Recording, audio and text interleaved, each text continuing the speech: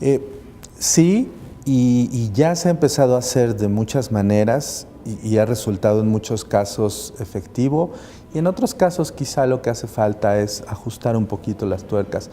Eh, Hay políticas concretas, digamos, en primer lugar, por supuesto, está el tema de que hay que, digamos, formalizar en términos de obligaciones legales las restricciones al trabajo infantil.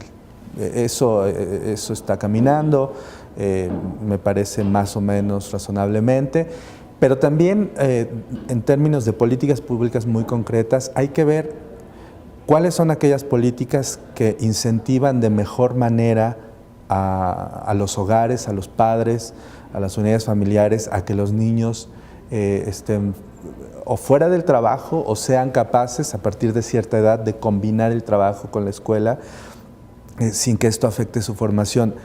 A final de cuentas, me parece, dentro de estas políticas, lo que debiera prevalecer es un enfoque no prohibitivo, sino un enfoque que permita a las personas explorar su potencial, ampliar su potencial. ¿Qué quiero decir?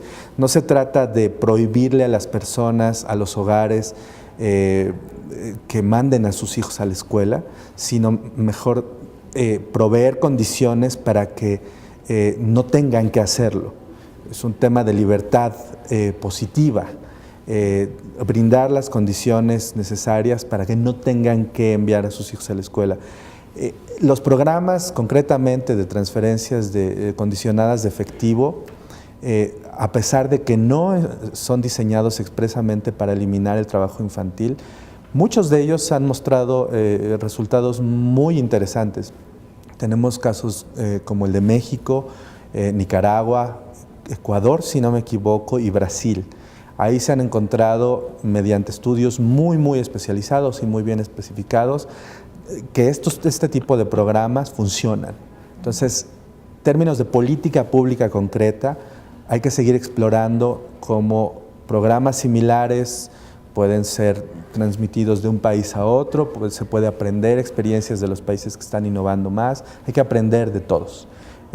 Esa es una ruta muy concreta, que es seguir entendiendo cuáles son los programas de política pública que incentivan a los hogares concretos donde los niños pueden o no verse en la necesidad de trabajar para mantenerse en la escuela y seguir, digamos, cultivando su capital humano de tal manera que eventualmente mejoren sus condiciones con respecto a las condiciones que tenían los padres y se rompa lo que todo el mundo conoce como la trampa de pobreza, ¿no? Mediante la educación y otros factores.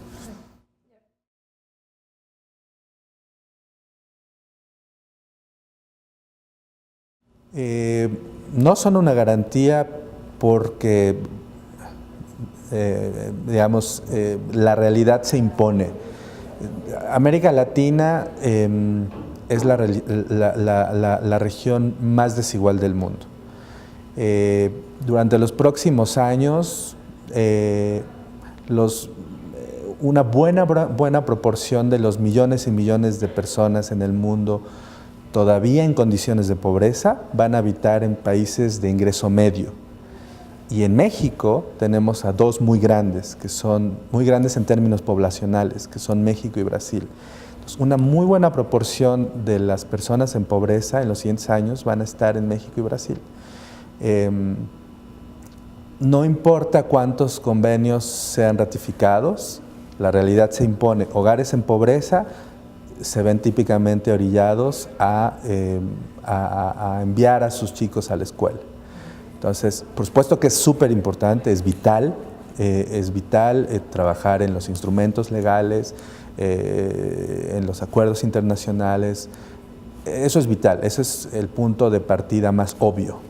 El trabajo duro viene cuando la realidad se impone y los próximos años van a ser particularmente difíciles por al menos dos cosas en la región. Una es que el crecimiento económico de la última década no necesariamente va a continuar de manera sostenida, hay una discusión al respecto, y Y dos, el ritmo al que se ha estado disminuyendo la pobreza durante los últimos años ya empezó a bajar. Estamos disminuyendo la pobreza más lentamente, en el último año, digamos, mucho más lentamente que en los años anteriores. Entonces, el reto no es menor. Hay que empezar por el tema legal, pero hay mucho más, ¿no?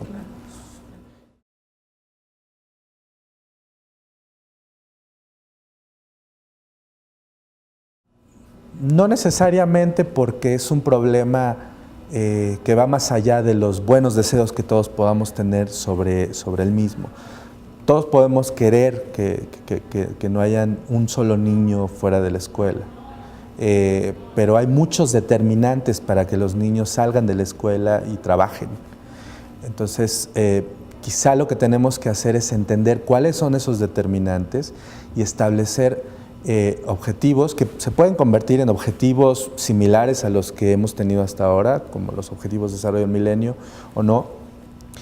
Quizá metas de desarrollo que más bien incidan de manera indirecta en la disminución de trabajo infantil mediante los determinantes de este, pero no necesariamente en el tema en particular. Podemos tener un indicador, podemos ser ambiciosos y deberíamos ser ambiciosos y pensar que un gran acuerdo internacional incluyera un indicador sobre trabajo infantil. Claro que sí, eso le toca a los Estados miembros de